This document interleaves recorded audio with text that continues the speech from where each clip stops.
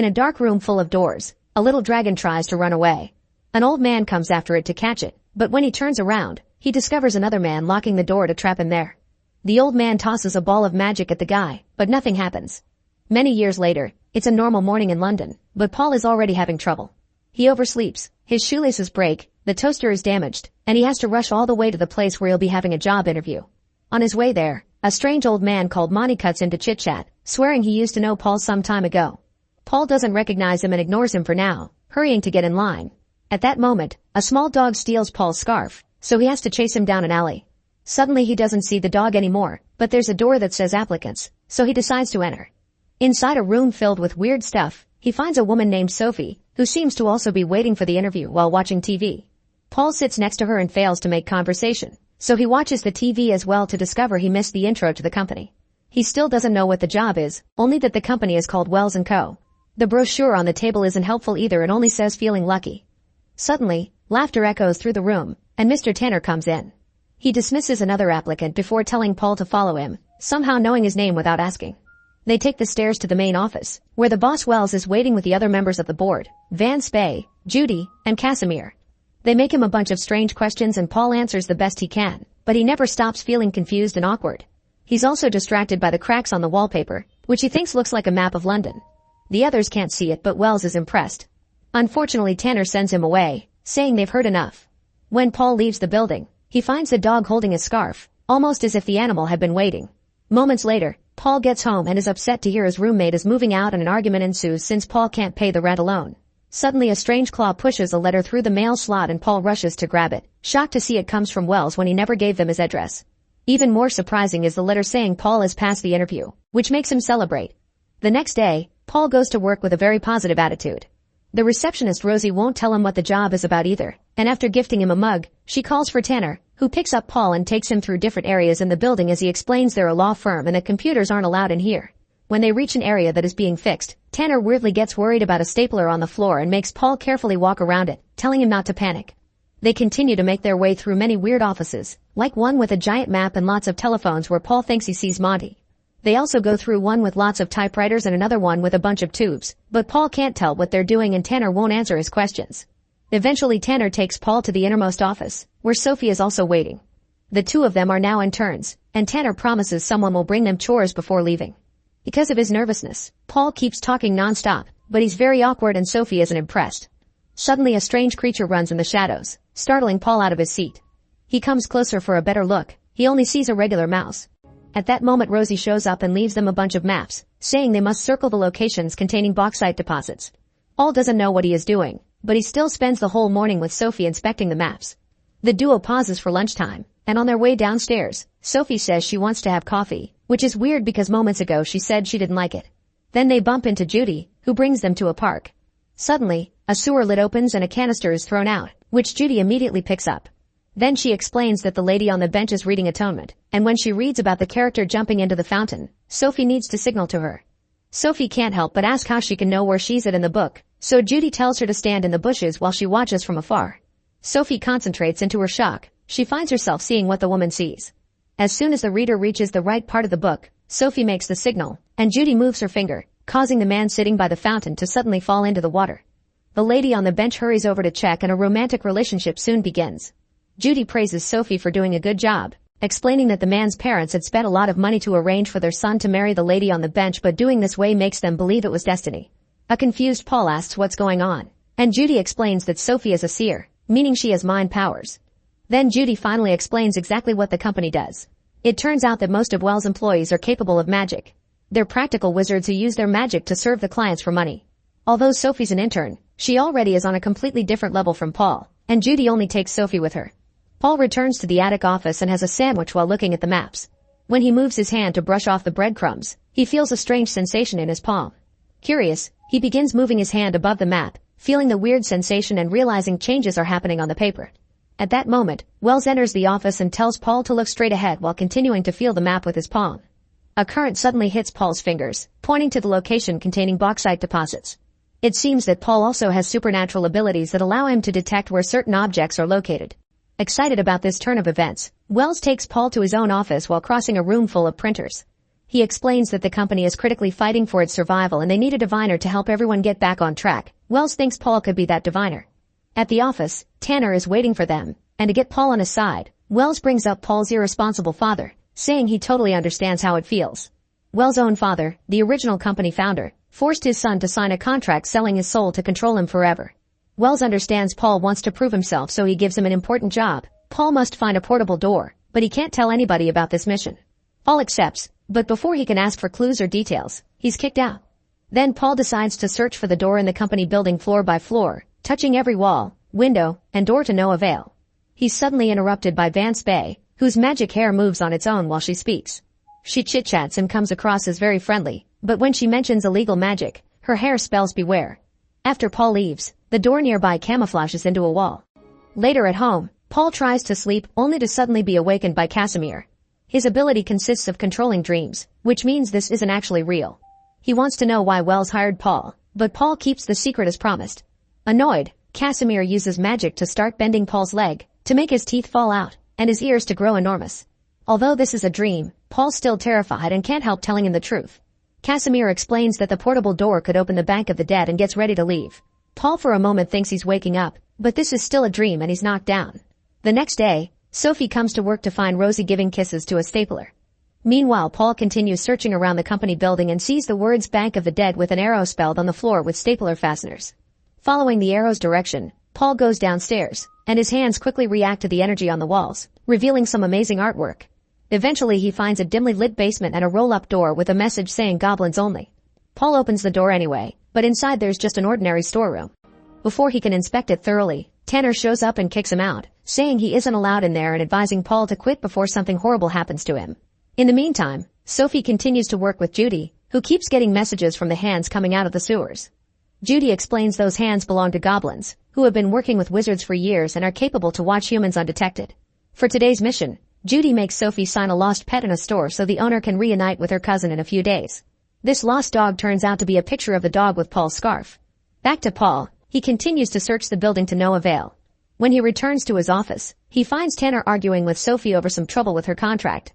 It's now time to go home, and on their way out, Sophie can't help stopping to eat a bunch of licorice even though she said before that she hated it. Suddenly she starts to feel disgusted, and Paul takes her to a pub to have a drink and cleanse her mouth. They chat for a while only to end in an argument about who is doing better at the office. The next day, Paul bumps into Casimir at work, but the man acts as if they're seeing each other for the first time since the interview. Afterward, Paul takes the stairs and bumps into Monty, who admits he distracted Paul on purpose the other day so he would take this company's interview instead of his original one. Monty doesn't want to let Paul pass, but the boy insists until he can return to the mysterious room he saw yesterday. Following the sensations on his hand, Paul discovers that the things inside are an illusion and he immediately crosses it, entering a different room filled with strange specimens and miscellaneous magic items. After playing around for a while, Paul finds a stapler on the floor and when he tries to touch it, he's pushed back. Using his powers, Paul tries again and discovers the spirit of a goblin inside the stapler. The creature points him in a specific direction before disappearing, and Paul concentrates his power on his hands, which finally allows him to bring the portable door out of hiding. Curious, Paul goes through the door, and the moment he closes it, the portable door turns into a towel and he appears in another section of the building. Paul hears voices coming from an office and peeks inside to discover Wells talking about Paul's father and the disappearance of the company's former boss. It's revealed that Wells is trafficking human souls and using the company's employees as test subjects. Once they sign a soul contract, they would completely lose their sense of self, and Wells' next target is Sophie, which explains the change in her taste lately. To make matters worse, the rest of the board members don't know about this, and everyone's badges have special surveillance devices on them. Paul realizes that he can't give the portable door to them, so he picks up the towel and after a few failed tries to use it, he reads the instructions on the label. By reciting a spell and a destination, one could teleport anywhere. To test it, Paul mentions the supermarket, and when he walks through he suddenly finds himself in the supermarket's freezer. Ignoring the weird looks he gets, Paul picks up the towel and returns to the company, where he bumps into Vance Bay. She reminds him to come to her if he knows anything, but he ignores her and runs to his office. Once there, he immediately tears off Sophie's badge and throws it away as he explains what's going on. Then he takes the towel out to prove his story. Paul mutters the spell to open the door, only to find himself in a strange space with countless portable doors on every surface. Sophie hears someone there asking for help, but Paul quickly pulls her out and rereads the label to learn he must state the destination before opening the door. He tries again and this time they manage to successfully make it to Paul's apartment. Sophie is excited by the possibilities behind such power and immediately begins dragging Paul to visit places all over the world. They go to Egypt and Alaska, surf in Jamaica, and even witness the aurora borealis. They still show up for work, and Sophie sees how the cousins reunite at the shop, making her proud that she's using her abilities for good. But whenever nobody is looking or they have breaks, they keep on traveling, and the more they spend time together the more they bond and grow closer. One afternoon, Paul tells Sophie he likes her at the beach. Sophie thinks she likes him too, but she had signed a soul contract, and she can't be sure if her feelings for Paul are genuine. Therefore, they agree to find and destroy the contract. The duo returns to the company through the portable door, and Paul barely manages to hide the towel right before Tanner walks in. However, he notices their clothes and the sand on the ground, quickly understanding what's happening. He demands Paul to return the door and leave the company forever if he doesn't want serious consequences. Then he leaves. Paul and Sophie start arguing over what to do and agree to come back later for her contract. After nightfall, the duo secretly sneaks back into the company building, but the portable door is incapable of taking them to Wells' office and instead drops them in a printer room. The printers are operating on their own, printing contracts for gym memberships, rental agreements, and more. It turns out Wells has secretly added soul agreements to these everyday contracts in order to make people unwittingly accept to sell their souls. Then they hear some noises, and after seeing a stapler on the floor, they follow the noises and moving shadows into the map room, where papers are flying and small fires are burning. There's some creature in the shadows eating a pizza, so a scared Paul opens the portable door to try to go to Wells' office again, but the door sends them to a dark basement with Bank of the Dead marked on the floor. After finding a contract that confirms they're stealing souls, the duo begins hearing noises again and decides to leave through a very creepy tunnel. At the end of this tunnel, they stumble upon a group of goblins. Panicking, they run away and end up behind the goblins' only door, where Tanner suddenly shows up. It turns out he's a shape-shifting goblin and the leader of the goblin clan. As he scolds them for not listening to his warnings, Wells shows up as well. Wells orders Tanner and his goblins to get lost, but Tanner refuses, claiming that without the goblins' assistance, the wizards are useless. An argument ensues, and Wells uses his magic to transform a bunch of goblins into office supplies. Paul and Sophie take the opportunity to open the portable door to escape, however they overlooked a rule. Whoever closes the door owns it, and as a result, Wells jumps on it to reclaim control. Now the duo is trapped in the space with all the doors, and suddenly they hear a voice. It's Wells Sr. It's revealed that years ago, Wells lured his father to this place using a baby dragon, trapped him here, and then took over the company. Paul remembers Wells Sr. has a contract that should allow him to control his son. However, the man explains he can't use it because the soul contract must be deposited in the Bank of the Dead for it to take effect. Thinking they still have a chance, Paul begins looking for an exit, but there are doors everywhere. Wells Sr. says he has already tried and that all doors lead to emptiness. However, Paul concentrates on using his powers and after lots of effort, he finally finds the exit. They come out on the streets, and an excited Wells Sr. takes them back to the company, where he begins making plans. He asks Paul to take Wells' contract to the bank while he goes to confront his evil son and Rosie goes to pick up her husband. The group rushes downstairs, where the goblins are moving all the soul contracts away. Wells Sr. immediately finds his son to begin a fierce battle during which they exchange dozens of magic attacks, destroying a room around them and causing the goblins to panic. As magic energy flies all over the place, Paul and Sophie try to sneak around to retrieve the door, but Paul is knocked down and captured by a group of goblins. Sophie uses her powers to try to contact Judy for help, however the goblins charge at her. Paul is desperate to save Sophie and fences off the goblins, only to get caught in a net. At that moment, Rosie arrives with a stapler and throws it at Wells Sr., who uses his magic to hit the stapler and reveal a goblin that had been trapped inside. Then Rosie reveals her true form is also a goblin and she rushes to meet with the recently released guy, explaining the two of them are Tanner's parents. While the family has a touching moment, Wells takes the opportunity to launch a surprise attack on his father and traps him again. Paul tries to jump on him, but Wells' magic is fast and hits him away. At that moment the other board members finally arrive at the scene and try to stop Wells, but he keeps them away by threatening to kill his dad.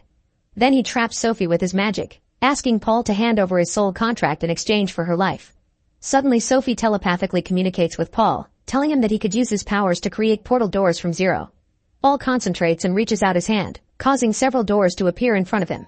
He summons one of them under his feet and jumps right into the death bank, where he immediately hands Wells' soul contract to an employee as he asks for a special trade.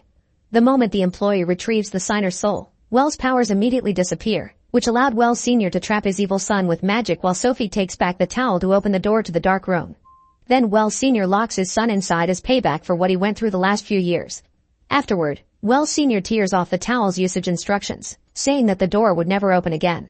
Sophie is worried about Paul, but he comes back with his own powers, and he hands Sophie her own contract, which he got in exchange for Wells. As everyone celebrates, the duo finally kisses. Then Paul grabs the towel and tosses it inside a laundry truck so nobody can gain access to it again. In the end, the board has a meeting with Sophie and Paul to offer them permanent jobs. They both accept, and using her telepathy, Sophie tells Paul that her feelings are real, so they hold hands. Meanwhile, the towel makes it to a hotel, where a maid accidentally says the spell. Make sure to subscribe and turn on notifications so you can watch more videos like this. Thanks for watching.